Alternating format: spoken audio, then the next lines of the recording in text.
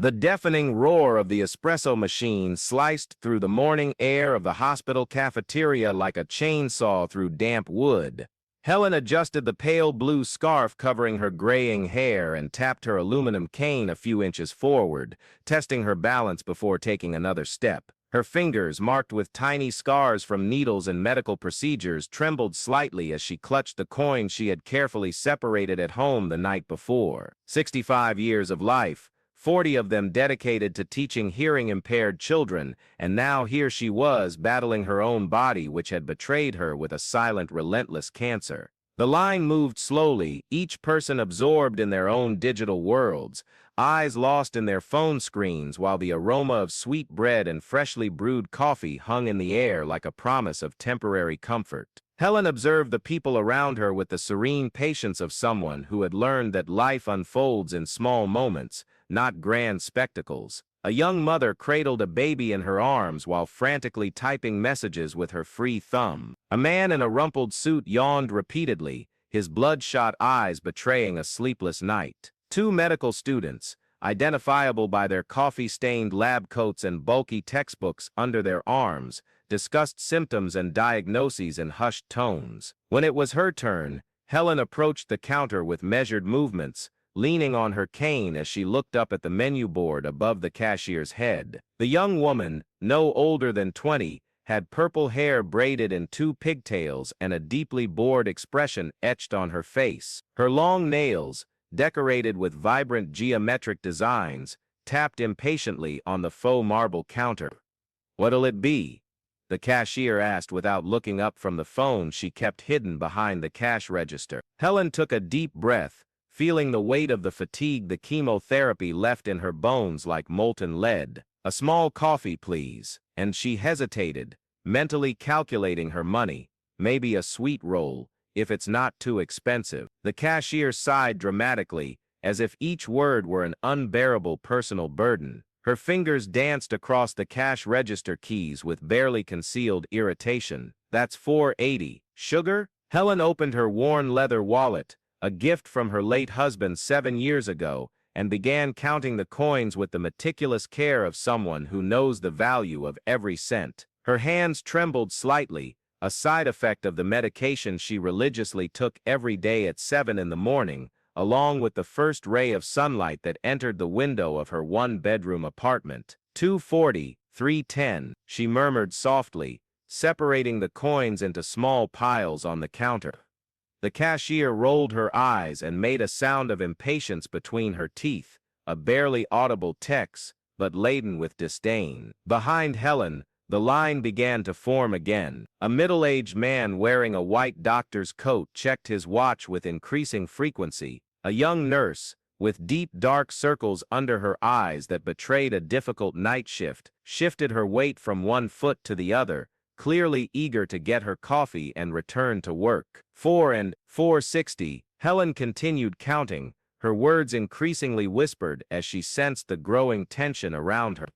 "Oh my God, hurry up," someone muttered from the line, the words cutting through the air like a cold blade. Helen felt heat rise from her neck to her cheeks. Her hands trembled more intensely, and 2 coins slipped from her fingers, rolling across the tiled floor with a metallic clink that echoed through the room like tiny gongs. She looked down, calculating whether she could bend down with her cane without falling, without further humiliating herself in front of these people who probably never had to count coins to buy a simple coffee. "Forget it, I'll just pay for the coffee," Helen said, her voice so low it seemed a secret shared only with the wind. The cashier sighed again, this time with a dramatic flair worthy of a soap opera. "That's $2.50 then. Are you going to be all day?" The words fell on Helen like hailstones. She felt something crack inside her chest, a small fissure in the armor of dignity she had built over decades of facing life's adversities. Her eyes, still beautiful, despite the fatigue of illness, filled with tears that she stubbornly refused to let fall. Not there. Not in front of those people, not after having survived so much. He was sitting at a corner table, watching the whole scene unfold as if he were watching a silent film projected onto his weary retinas. Dr. Samuel Miller was 82 years old, with snow-white hair combed back with old-fashioned pomade, and hands that told stories of 6 decades dedicated to medicine. Retired for 5 years, he still visited the hospital 3 times a week, unofficially, because he couldn't completely detach himself from the place where he had saved so many lives and witnessed so many farewells. Her hands held a white porcelain cup, a luxury she allowed herself after decades of drinking coffee from disposable cups between surgeries. He observed Helen with the trained eye of someone who had spent a lifetime reading subtle signs in human behavior. He saw the way she leaned on her cane, not out of laziness or drama, but out of real necessity. He noticed the small but visible scars on her hands, marks he immediately recognized as the result of countless punctures for blood draws and medication. The blue scarf covering her hair wasn't a matter of style, but a delicate attempt to preserve her dignity during a treatment that was stealing not only her hair, but also pieces of her self-esteem. Dr. Miller had seen thousands of patients throughout his career. He knew that specific look, that mixture of determination and fragility that characterized people battling serious illnesses. He knew that behind that elderly woman counting coins was a story of silent courage, of sleepless nights, of fears faced alone, of small victories celebrated only with a shy smile in the mirror. At the table next to his, a young medical student scribbled notes in a notebook while chewing on a croissant. She had also observed the scene, her eyes alternating between Helen and the open books in front of her. Mariana was 24 years old and in her 5th year of medical school. She had chosen medicine after watching her grandfather battle Alzheimer's, but now questioned whether she had the emotional strength to deal with human suffering daily. That simple scene in the cafe made her think of all the times she herself had been impatient with people who were slower, more fragile, more vulnerable. "Don't you have any change?" the cashier asked, her voice laced with an impatience that grew with each passing second. Helen looked up, and for a moment, Dr. Miller saw in her eyes not only the physical pain caused by the disease, but also the emotional pain of being treated as an inconvenience, as an obstacle in the routine of people who had forgotten that compassion costs nothing and is worth everything. It was at that moment that the doctor stood up, not in a hurry, not dramatically, but with the deliberate calm of someone who had made an important decision. His legs, still strong despite his age, carried him to the counter with measured steps. He positioned himself beside Helen, not invading her personal space, but offering his presence as an invisible shield against the hostility hanging in the air. "Excuse me," he said, addressing the cashier in a voice that carried decades of gentle authority. "I'd like to pay for this lady's order." The cashier looked at him with a confused expression, as if unable to process the information. "But she's already paying." "No," Dr. Miller interrupted softly, pulling a $50 bill from his wallet. "She'll order whatever she wants. A coffee, a sweet roll, maybe some juice. Whatever you would like." He turned to Helen. "It's on me." Helen blinked several times, as if trying to decipher whether this was real or just a medication-induced dream. "You don't have to, doctor." Samuel," he said, extending his hand. "And yes, I do. Do you know why?" He paused, looking not only at Helen, but also at all the people in line who were now paying attention to the conversation. "Because 40 years ago I was a medical student, as poor as a church mouse, and one day I was in a similar situation, counting pennies to buy a cheap sandwich at the hospital where I was doing my internship.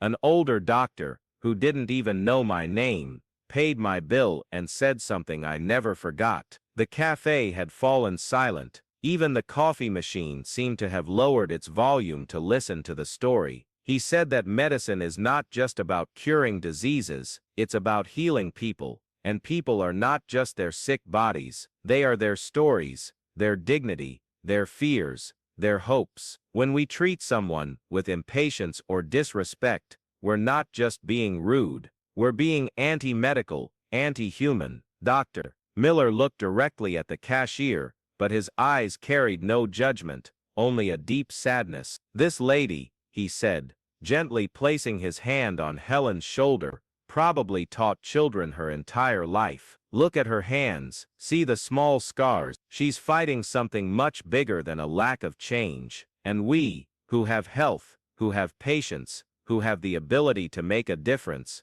choose to treat her as an inconvenience. And if you've come this far in this story, it's because you understand that small gestures can transform entire lives. If stories like this touch your heart, if you believe we need more compassion in the world, subscribe to our channel and turn on the notification bell.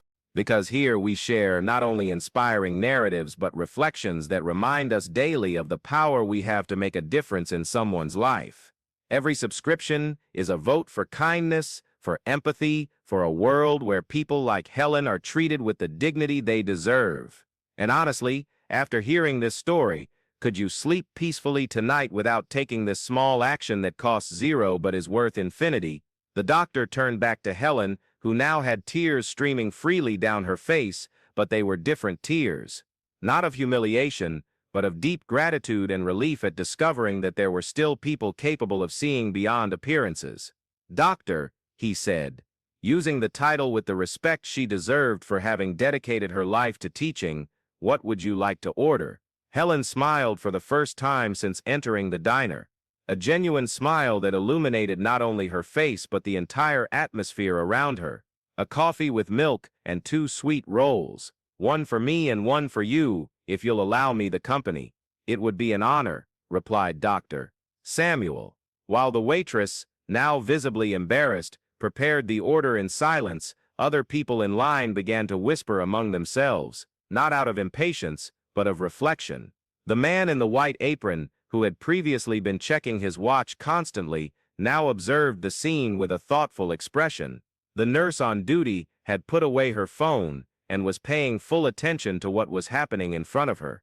Mariana, the medical student, slowly closed her books. She observed Dr. Samuel with admiration, not only for his medical knowledge, but for his humanity preserved intact even after decades of dealing with suffering. She thought about all the time she had been impatient with slower, more confused patients, those who needed more attention. She thought of the grandfather she had lost, and how she wished he had been treated with the same kindness she was witnessing at that moment. Dr. Samuel and Helen went to the table where he had been sitting before. She settled in carefully, resting her cane beside the chair, and he poured the coffee with the delicacy of someone performing a sacred ritual. They didn't talk much during the first few minutes. Sometimes, shared silence is worth more than 1,000 words. "Are you a doctor from around here?" Helen finally asked, nibbling on the sweet roll with small, careful bites. "I was," he replied. "I retired 5 years ago, but I can't stay away. This place has been my home for 4 decades. "I was a teacher," said Helen. "I taught deaf children to communicate, to express themselves, to believe they could do anything in life, despite their limitations." Dr. Samuel smiled. "And now you're learning that for yourself, aren't you?" Helen nodded, her eyes welling up again. "Some days are harder than others. Today was a difficult day. Until now. You know what I learned in 40 years of medicine," said Dr. Samuel, stirring the sugar into his coffee with slow, thoughtful movements.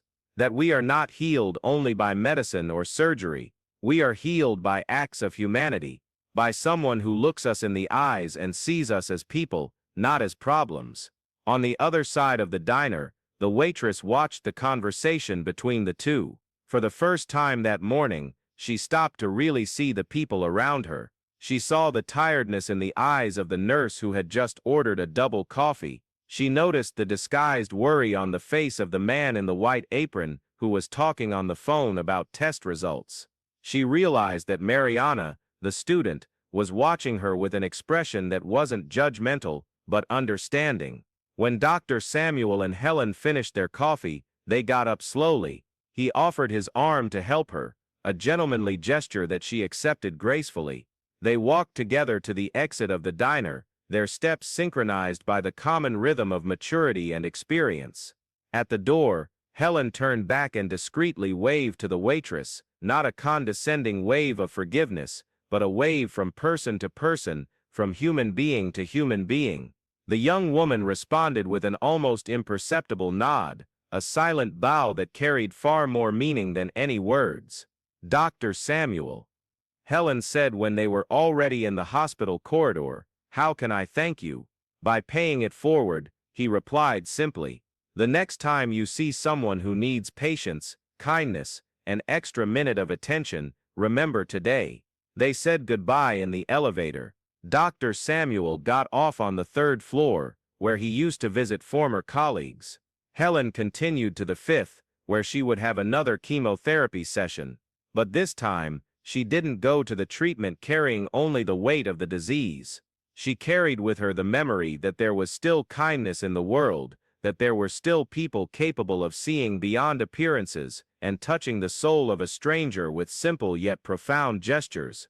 Hours later, as the sun was already setting towards the horizon, Mariana was finishing her notes for the day. She had decided that she would write a letter to Dr. Samuel, thanking him not for the medical lesson that wasn't in any book, but for the lesson of humanity that she would never forget. She also decided that the next time she saw someone being treated with impatience or disrespect, she would not just be a silent observer, she would be part of the solution. The diner waitress, whose name was Julia, and who had started working there just to pay for her psychology degree, spent the rest of the day reflecting on the scene she had witnessed. She thought about how many times she had judged people by their appearance, their slowness, the difficulties she couldn't understand. That night, when she got home, she called her grandmother, who lived alone in another city, and had long complained that Julia never had time to talk. Dr. Samuel, upon arriving at his quiet apartment, sat in the leather armchair where he used to read before bed. But this time, he didn't open any books. He looked out the window, watching the city lights light up one by one, like earthly stars. He thought of Helen, the silent strength she had shown, the dignity she had maintained even in the most difficult moments. He thought of how many people like her went unnoticed every day, fighting invisible battles while the world around them rushed on in its self-centered haste. He remembered the doctor who had paid for his sandwich decades ago, Dr. Fernando Almeida, a cardiologist who had died 10 years later of a sudden heart attack, but who had planted a seed of compassion that continued to germinate to this day. Samuel realized he had become part of an invisible current of kindness, a link in a chain of gestures that perpetuated itself through time and space. Helen arrived home after nightfall. Her small but impeccably organized apartment welcomed her with the familiar silence of those who live alone. She prepared chamomile tea, sat in the kitchen chair where she used to grade papers when she still taught, and took out the notebook where she had been writing her thoughts since the beginning of her treatment. Today I learned that angels don't wear wings, she wrote in her careful handwriting, the neat script of a retired teacher. They wear white coats, have graying hair, and carry with them the wisdom of those who understand that healing people goes far beyond curing diseases. Today I was reminded that I am still seen, still important, still valuable, even when my body tries to convince me otherwise. She paused, took a sip of the warm tea, and continued writing. But the most important thing I learned today is that I too can be an angel to someone. That my experience, my pain, my journey can be transformed into compassion for others who are walking similar paths. That I don't need to wait to be cured to begin healing. The next day, Helen arrived early at the hospital for her routine appointment. She passed by the cafeteria and saw Julia patiently assisting an elderly woman, with the patience of someone who had learned a valuable lesson. The two exchanged a knowing smile, a mutual recognition that they had both been transformed by the previous day's encounter. During her appointment, Helen asked her oncologist about the possibility of participating in support groups for other patients undergoing treatment. She wanted to share not only her experience with the disease, but more importantly, the discovery that healing also comes through human connection, through the kindness received and offered, through the realization that we are never truly alone when we choose to see and be seen. Dr. Samuel continued his visits to the hospital, but now with a renewed awareness of his role, even in retirement. He began to notice more, to intervene more, to be present in a more intentional way, not in an invasive or dramatic way, but with the subtlety of someone who understands that small gestures can produce great transformations. Mariana changed the way she studied medicine. In addition to technical books, she began to pay more attention to the patient's stories, to the small acts of humanity that revealed themselves between one symptom and another, between a diagnosis and a treatment. She decided she would be the kind of doctor Helen had found in Dr. Samuel, technically competent, but fundamentally human. The story spread through the hospital discreetly, as true stories tend to do, not through grand proclamations or official reports, but through conversations in hallways, comments during coffee breaks, shared reflections among colleagues who recognized the importance of that simple yet transformative moment. A few months later, the hospital implemented a program called Gestures of Care, where staff were trained not only in technical procedures, but also in humanized care. Julia became one of the program's multipliers, sharing her experience and the lessons she had learned about how small gestures of impatience can hurt as much as large gestures of kindness can heal. Helen completed her chemotherapy treatment with better-than-expected results. The doctors attributed the success not only to the medications but also to her positive emotional state and the support network she had built throughout the process. She returned to teaching, this time as a volunteer in public schools, bringing to the children not only technical knowledge but, above all, the certainty that all people deserve to be treated with dignity and respect. Dr. Samuel remained Dr. Samuel, but now with the renewed certainty that his mission had not ended with retirement. He became an informal mentor to young doctors, not only teaching surgical techniques or complex diagnoses, but above all conveying the wisdom that medicine is, above all, an act of love for one's neighbor. The hospital cafeteria remained just a cafeteria, but now carried on its invisible walls the memory of a moment when humanity triumphed over indifference. The staff who witnessed the scene never completely forgot that morning, and occasionally, when they saw someone in need, they remembered that they had the power to choose between being part of the problem or part of the solution. Years passed. Helen and Dr. Samuel maintained a discreet but constant friendship, occasionally meeting for coffee and a conversation about books, about life, about the small things that make human existence bearable and beautiful. They never spoke specifically about that morning in the cafeteria again, but it remained present between them as a silent foundation of their connection. Julia graduated in psychology and chose to work with geriatric therapy, specializing in helping people facing chronic illnesses and long treatments. She knew exactly where her vocation came from a morning when she learned that we are all just people trying to get through difficult days with our dignity intact. Mariana became an oncologist and developed a reputation not only for her technical competence, but above all for her ability to make patients feel seen, heard, and respected. She kept a phrase she had written in college on the wall of her office: cure whenever possible, relieve frequently, console always. The story could end here, with all the characters following their paths transformed by the shared experience. But the best stories never really end. They perpetuate themselves through the people they touch, the lessons they teach, the gestures they inspire. In a world that seems increasingly rushed, impersonal, and divided between us and them, the story of Helen and Dr. Samuel at the hospital cafeteria reminds us of a fundamental truth: we don't need grand gestures to make a big difference. We don't need superpowers to be heroes in someone's life. We just need to remember that behind every person we meet there is a story,